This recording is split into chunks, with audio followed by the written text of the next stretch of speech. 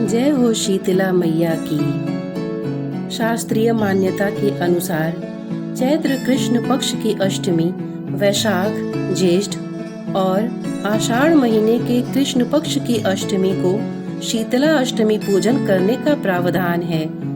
इन चारों महीने के 4 दिन का व्रत करने से शीतला जनित बीमारियों से छुटकारा मिलता है।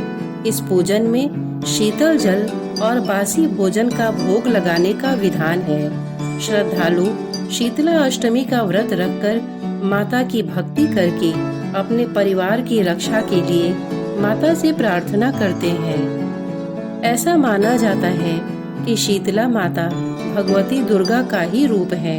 भारतीय उपासना पद्धति जहाँ मनुष्य को आध्यात्मिक रूप से मजबूत करती है, वहीं शारीरिक और मानसिक रोगों को दूर करने का भी इसका उद्देश्य होता है।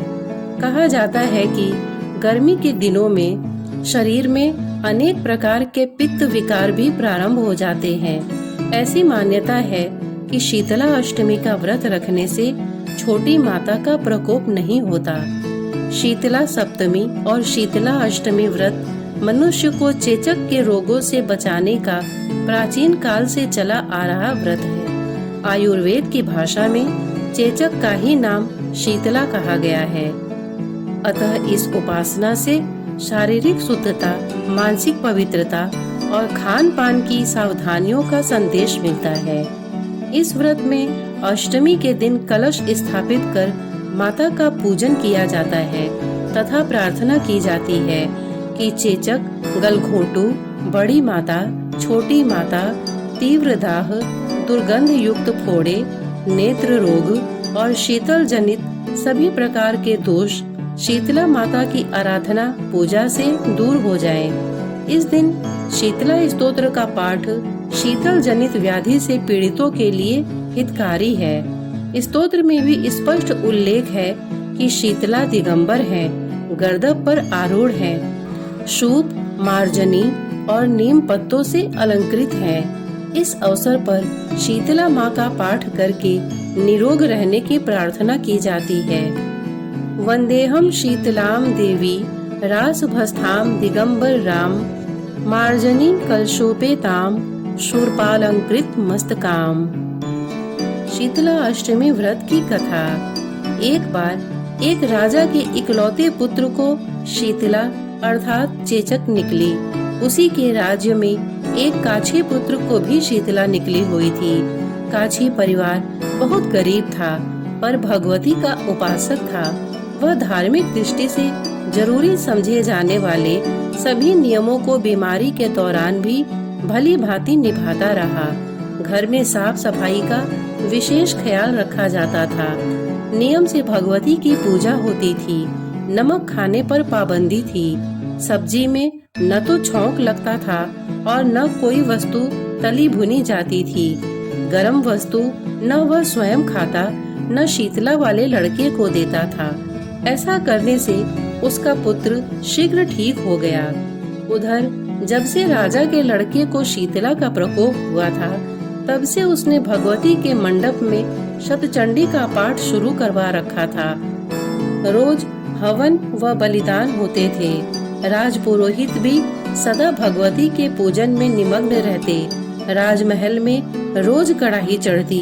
विविध प्रकार के गर्म स्वादिष्ट भोजन बनते। सब्जी के साथ कई प्रकार के मांस भी पकते थे।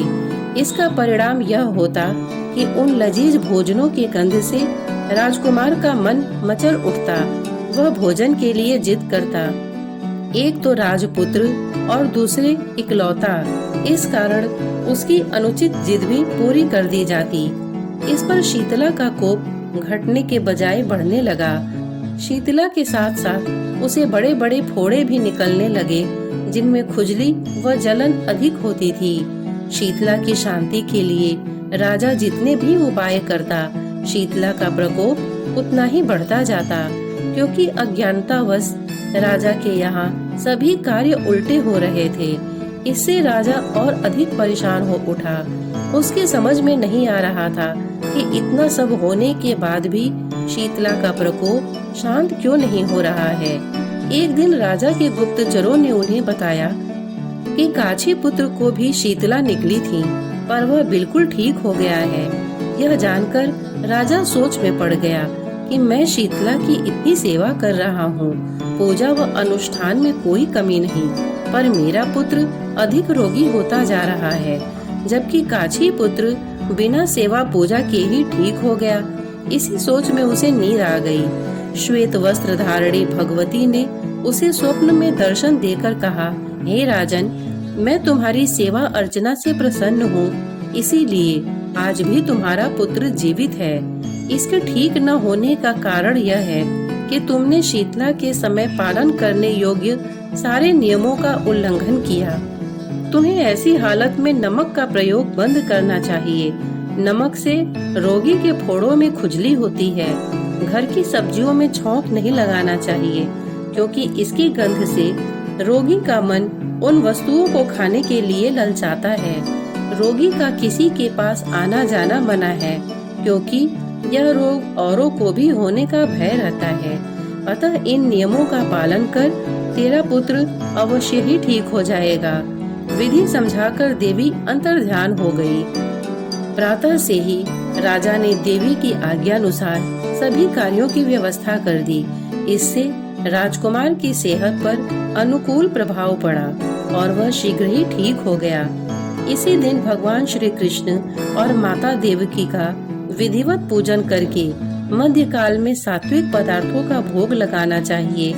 ऐसा करने से पुण्य ही नहीं मिलता, बल्कि समस्त दुखों का भी निवारण होता है। श्रोतागण, इतने धैर्य से इसे सुनने के लिए आपने अपना बहुमूल्य समय दिया, इसके लिए आपका बहुत बहुत धन्यवाद। नमस्कार।